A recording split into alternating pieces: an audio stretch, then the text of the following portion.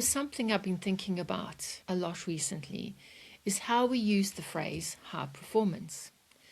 But I'm not always sure we mean the same thing when we say it. Because in a lot of organization, what gets labeled as high performance is often just people coping really well under pressure. And those two things are not the same. And I think that distinction really matters. Because if we keep rewarding the wrong things, we end up building organizations that look successful on the outside, but are actually much more fragile than they seem. Hello and welcome to Regen on Purpose, where we explore regenerative leadership, delivery, and systems that strengthen over time. I'm Karen Gray. Let's begin.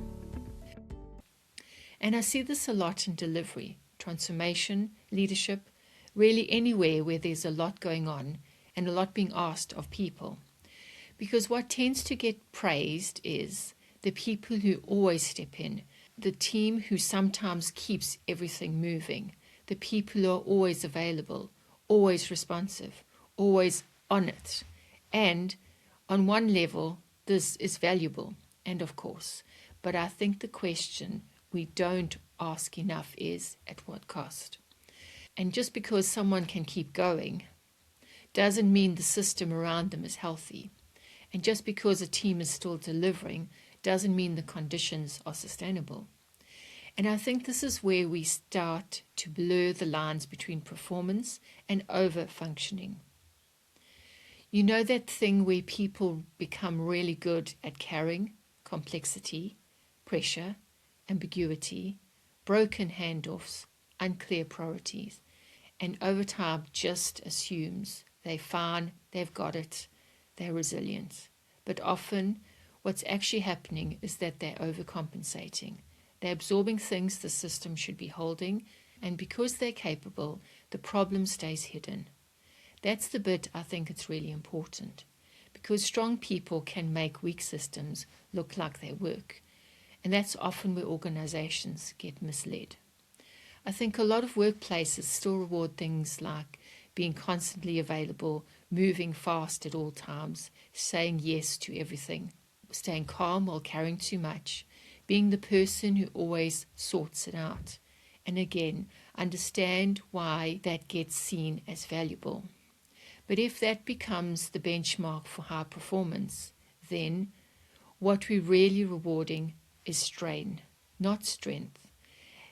And those are not the same thing, because strain can look impressive for a while.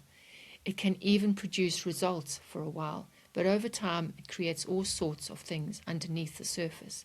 Fatigue, dependency, less thinking space, less adaptability, and ultimately less real capability being built.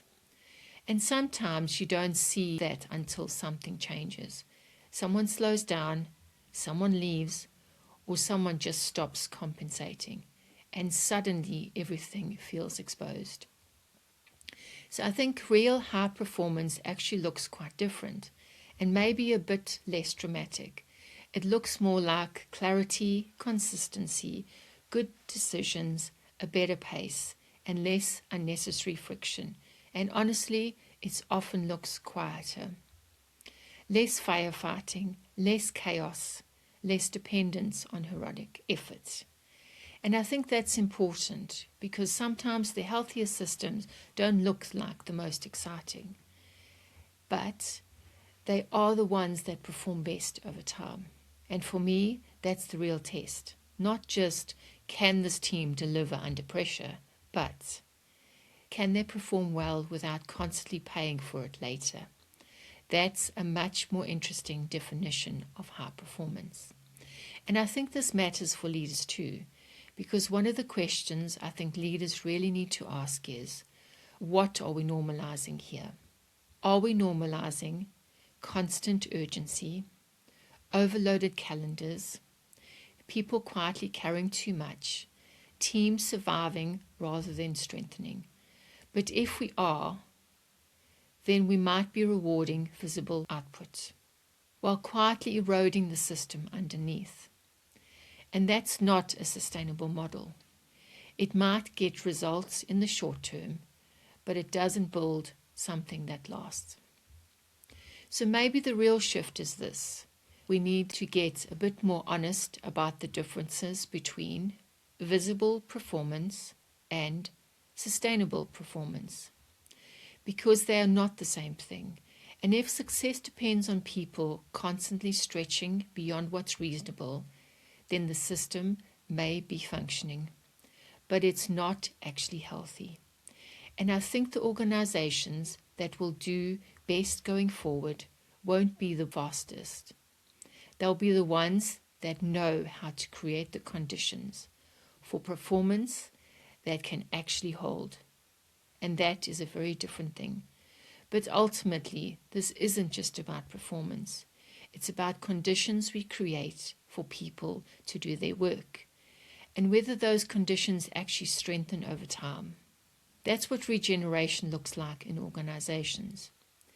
If you found this useful, feel free to share it with someone who's navigating this in their own team or organization. And if this is something you're seeing in your own environment, I'd love to hear what's coming up for you.